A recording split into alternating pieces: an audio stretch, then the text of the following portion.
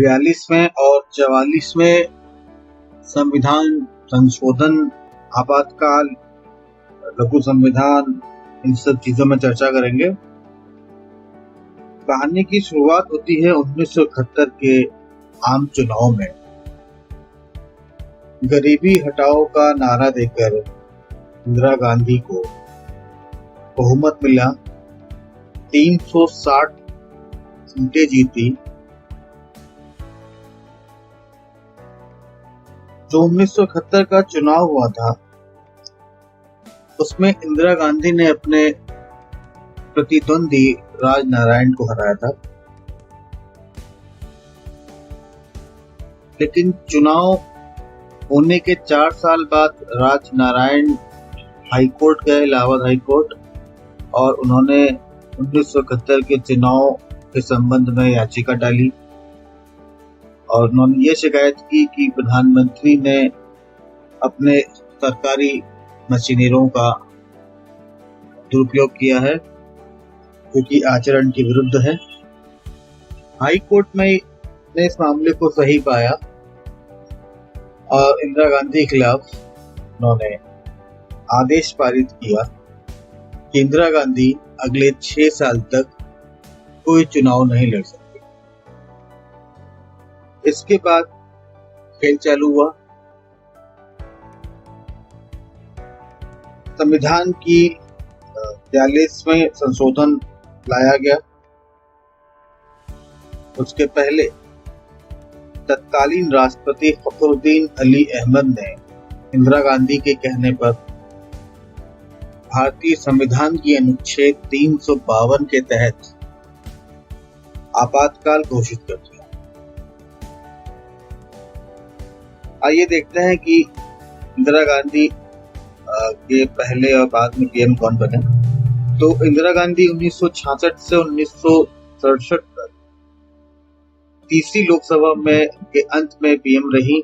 उसके बाद चौथे में कार्यकाल पूरा किया, लेकिन 1971 में इनकी पार्टी के कुछ सांसदों ने अलग थलग होने लगे, तो फिर ये लोकसभा खत्म करके 5वीं लोकसभा के लिए चुनाव हुए, जिसमें इंदिरा गांधी भयानक तौर पर जीती। 360 के करीब सीटें आई इनके पास।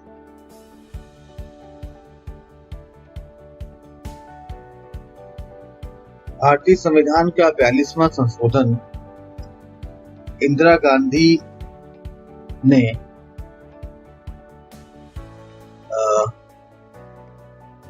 आपातकाल रहते हुए किया।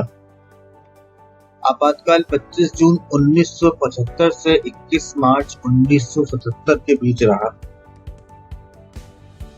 ये संविधान संशोधन प्रधानमंत्री इंदिरा गांधी के समय स्वर्ण सिंह आयोग की सिफारिश के आधार पर किया गया। स्वर्ण सिंह कौन थे ये देखते हैं। स्वर्ण सिंह पुरेवाल का जन्म पंजाब के जलंधर जिले के शंकर गांव में 19 अगस्त 1907 में हुआ। एक कृषि परिवार से ताल्लुक रखते थे, कैबिनेट मंत्री थे और ये इकलौते ऐसे कैबिनेट मंत्री थे जो सबसे अधिक दिनों तक कैबिनेट मंत्री रहे हैं, पूरे 23 साल। तो एक सवाल ये बन सकता है कि सबसे ज्यादा दिनों तक कौन कैबिनेट मंत्री रहा है, तो उसका जवाब है स्वर्ण सिंह। इनको 1992 में पद्म भूषण भी मिला। आइए लौटते हैं।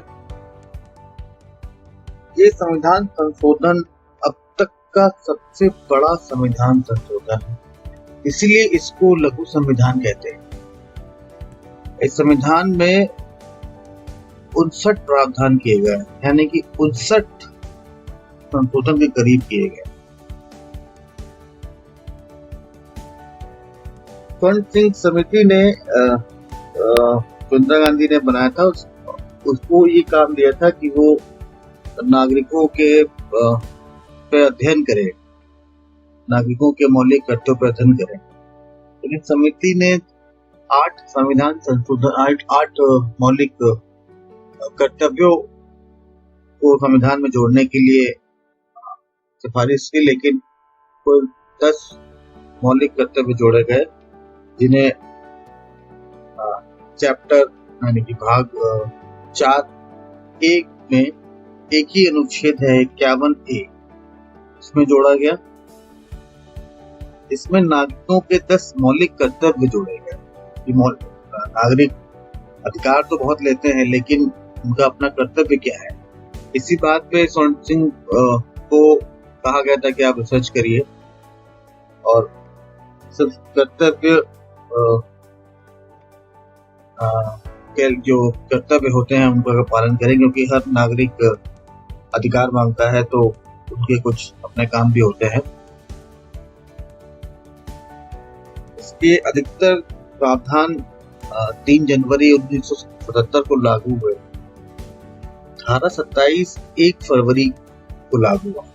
धारा 27 क्या है? धारा 27 है किसी भी व्यक्ति को ऐसे टैक्स के लिए बाध्य नहीं किया जा सकता जो किसी धर्म विशेष को उन्नति के लिए या उसके पोषण के लिए डायरेक्ट करता हो।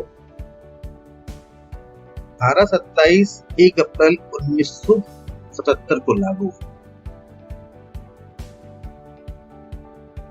ये संशोधन इतिहास का सबसे ज्यादा चर्चित संशोधन माना गया है, क्योंकि इसमें सुप्रीम कोर्ट और हाई कोर्ट की शक्ति कम करने का प्रावधान किया गया। 1976 में लाया गया। 1976 में मतलब उसके लगभग 5 साल होने वाले थे, और इसी टाइम ये जब इमरजेंसी लाई गई और इमरजेंसी के बीचों बीच 42वां जो संशोधन है वो पारित किया गया। तो विवाद का मुख्य जड़ ये था कि एक तो जो मौलिक अधिकार होते हैं उनको सीज कर दिया गया, और सर्वोच्च न्यायालय और उच्च न्यायालय की शक्ति को कम करने का प्रयास किया गया। और 42वें संशोधन में प्रस्तावना में भी संशोधन किया गया, जिसमें संपूर्ण प्रभुत्व संपन्न लोकतांत्रिक गणराज्य को बदलकर संपूर्ण प्रभुत्व संपन्न समाजवादी पंथनिरपेक्ष लोकतंत्रात्मक गणराज्य में बदल दिया गया। और राष्ट्र की एकता जहां लिखा था वहां पे राष्ट्र की एकता और अखंडता कर दिया। इसमें कोई बुराई नहीं थी। संविधान में जो 3 शब्द जोड़े गए, जिसमें अधिकतर प्रश्न बनते हैं कौन कौन से शब्द जोड़े गए, तो पंथनिरपेक्ष, समाजवादी और अखंडता को जोड़ा गया। मौलिक कर्तव्य को अनुच्छेद 51A के तहत जोड़ा गया। चैप्टर नंबर 4A, शिक्षा, वन और वन्य जीव, ये राज्य सूची के विषय थे, इनको समवर्ती सूची में शामिल कर लिया गया। यानी कि अब शिक्षा पे सेंट्रल गवर्नमेंट ही अपना कानून जो बनाएगी वो हावी होगी। समवर्ती सूची का मतलब यही होता है। समवर्ती सूची में सेंट्रल गवर्नमेंट और स्टेट गवर्नमेंट दोनों कानून बना सकते हैं, लेकिन अगर कोई विवाद होता है तो उसमें सेंट्रल गवर्नमेंट का बनाए कानून को ही माना जाता है। लोकसभा और विधानसभा के कार्यकाल को 5 से 6 वर्ष कर दिया गया। इसका कारण क्या था कि 76 में 5 साल होने वाले थे, तो 1 साल और टाइम मिल गया उनको, इसलिए 1 साल बढ़ा दिया गया। और राष्ट्रपति को मंत्रिपरिषद की सलाह के अनुसार कार्य करने के लिए बाध्य किया गया। यानी कि अगर मंत्रिपरिषद कोई सलाह दे तो राष्ट्रपति को वो करना ही करना है। और सबसे अजीब बात इसमें ये थी कि जो भी संशोधन किए जाएंगे उसको न्यायालय में चुनौती नहीं दे सकते। यानी कि आप संशोधन करिए, लेकिन आप कोई कोर्ट में नहीं जा सकता। तो इसी ऐसे कानून की वजह से इसको इमरजेंसी कहा गया, और इसको काला दिन भी कहा गया, काले वर्ष भी कहा गया। अब 42 तो हो गया। अब 42 जब खत्म हुआ, जब इमरजेंसी खत्म हुई, उसके बाद 1977 में जब चुनाव हुए तो उसमें कांग्रेस हारी, पूरी तरह हारी, और जनता दल की सरकार बनी। मोरारजी देसाई प्रधानमंत्री बने और बनते ही उन्होंने 1978 में 42वें संशोधन पारित किया, जिसमें जो 44 में पारित किया, जिसमें जो 42 कॉन्स्टिट्यूशन में जो चेंजेस किए गए थे उसको बदला गया। क्या बदला गया? जो 6 साल कर दिया गया था अवधि को 5 साल में कर दिया गया, और जो अधिनियम था, तो संशोधन अधिनियम था, संसद और राज्य विधानसभाओं में गण पूर्ति का जो संबंध रखा था, जैसे गण पूर्ति में कोरम की बात करूं, उसमें मैंने पहले आपको नहीं बताया, इन्होंने एक और हरकत की थी, वो थी कोरम पूरा करने का नियम होता है किसी भी संशोधन को पास करने के लिए संविधान के, कि अलग अलग विधेयकों के हिसाब से 2/3 मेजोरिटी होनी चाहिए। तो उन्होंने कोरम का भी ऐसी कर दी थी।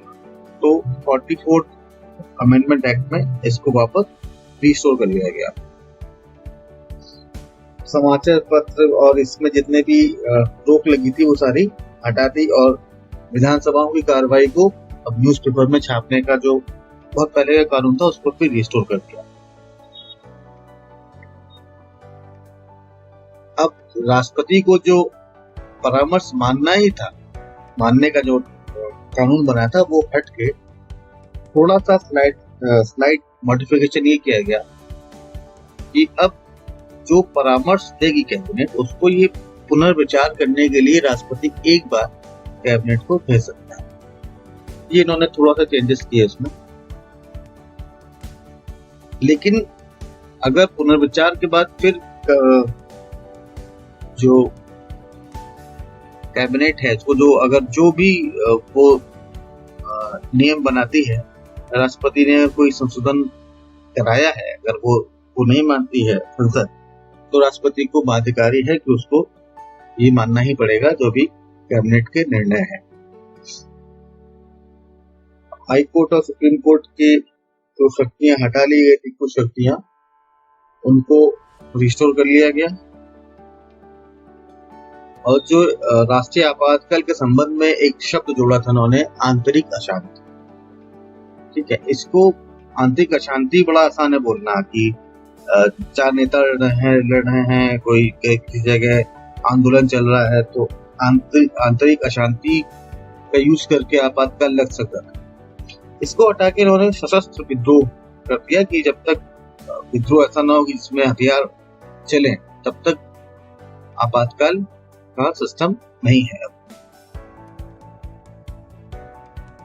और फिर ये भी कर दिया कि राष्ट्रपति कैबिनेट की लिखित संस्तुति के आधार पर ही आपातकाल घोषणा कर सकते, अपने मन से नहीं कर सकते। क्योंकि जो आपातकाल लगा था उसमें इंदिरा गांधी ने कहा राष्ट्रपति ने अपना 352 का इस्तेमाल करते हुए अनुच्छेद का फटाफट जल्दीबाजी दिखाते हुए इमरजेंसी लगा दी, वो चीज उसमें हट गई।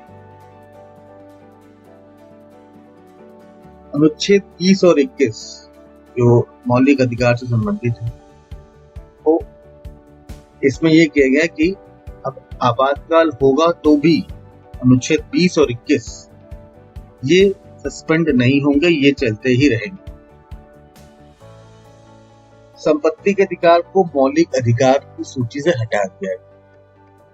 संपत्ति का अधिकार अब आपका कानूनी अधिकार, मौलिक अधिकार, फंडामेंटल राइट नहीं है।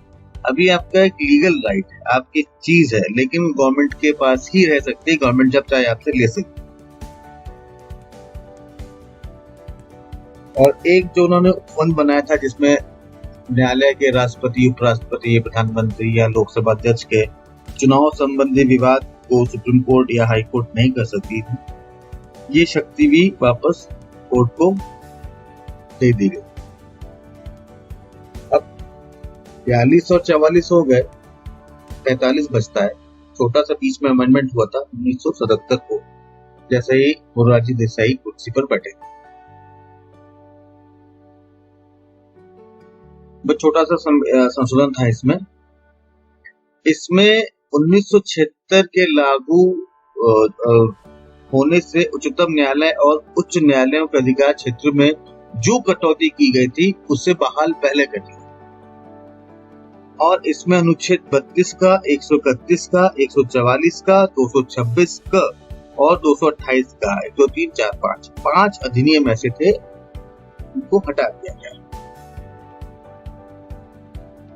और एक अनुच्छेद और था 31 घ, जिसमें यह था कि राष्ट्र विरोधी गतिविधियों के लिए कानून बनाने के लिए संसद को एक शक्ति दी गई थी, वो भी हटा ली गई। राष्ट्र विरोधी गतिविधियों के लिए कानून बनाने के लिए संसद के लिए कोरम पूरा होने का नियम अब बहाल कर दिया गया। और न्यायिक समीक्षा और रिट जारी करने का अधिकार भी वापस सर्वोच्च न्यायालय को दे दिया गया, हाई कोर्ट को दे दिया गया। तो ये हमारा छोटा सा वीडियो था। आप सबसे अनुरोध है कि प्लीज इस चैनल को सब्सक्राइब करिए